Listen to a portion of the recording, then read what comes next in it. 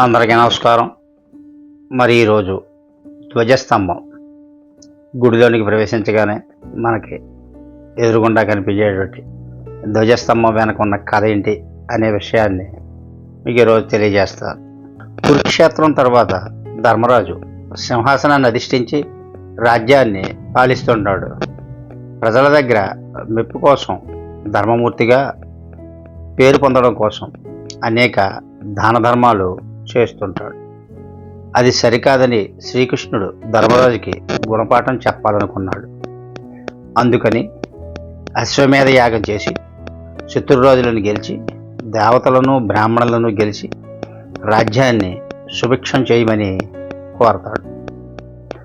ధర్మరాజు శ్రీకృష్ణుని మాటను శిరసావహించి అశ్వమేధ యాగానికి సన్నాహాలు చేయిస్తాడు.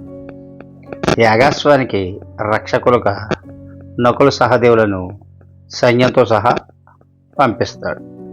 ఈ యాగాశ్వం అన్ని రాజ్యాలు తిరిగి చివరికి మణిపుర రాజ్యం చేరుతుంది. ఆ రాజ్యానికి రాజు మయూరధ్వజుడు. ఆయన మహాపరాక్రమవంతుడు, గొప్ప దాతగా పేరు పొందినవాడు. మయూరధ్వజుని కుమారుడు తామ్రధ్వజుడు పాండవుల యాగాశ్వాన్ని బంధిస్తాడు. తామ్రధ్వజంతో యుద్ధం చేసిన నకుల సహదేవులు అలాగే భీమార్జునులు కూడా ఓడిపోతారు. తమ్ముళ్ళందరూ ఓడిపోయిన విషయం తెలుసుకుని ధర్మరాజు స్వయంగా తానే యుద్ధానికి బయలుదేరతాడు. అప్పుడు శ్రీకృష్ణుడు అతన్ని వారించి మయూరధ్వజుడిని యుద్ధంలో జయించడం సాధ్యం కాదని, కపటోపాయంతో మాత్రమే జయించాలని చెప్తాడు. శ్రీకృష్ణుడు ధర్మరాజుతో కలిసి ముసల బ్రాహ్మణుల రూపంలో మణిపురం పెడతారు. వారిని చూసిన మయూరధ్వజుడు వారికి దానం ఇవ్వదలిచి ఏమి కావాలో కోరుకోమని అడుగుతాడు.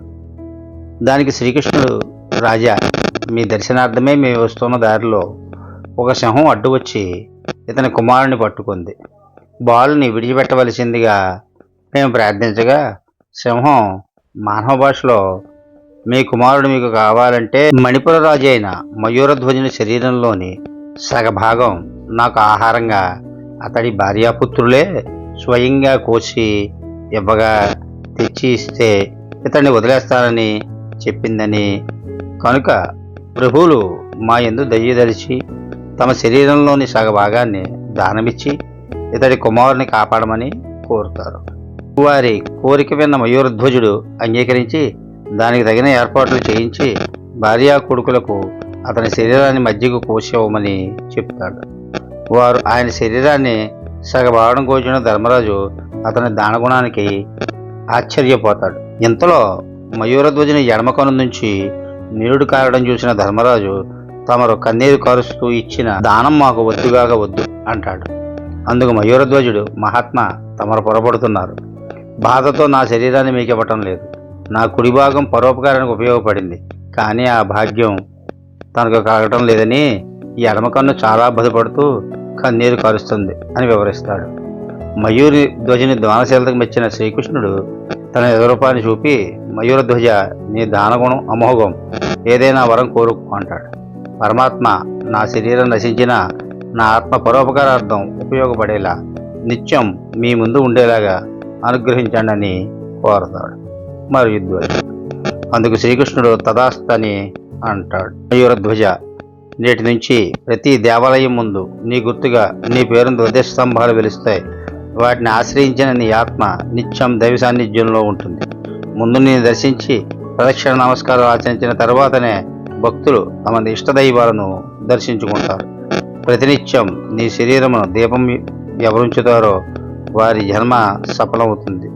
నీ నెత్తిన ఉంచిన దీపం రాత్రులందు బాటసారులకు దారి చూపే దీపం అవుతుంది అంటూ చెబుతాడు.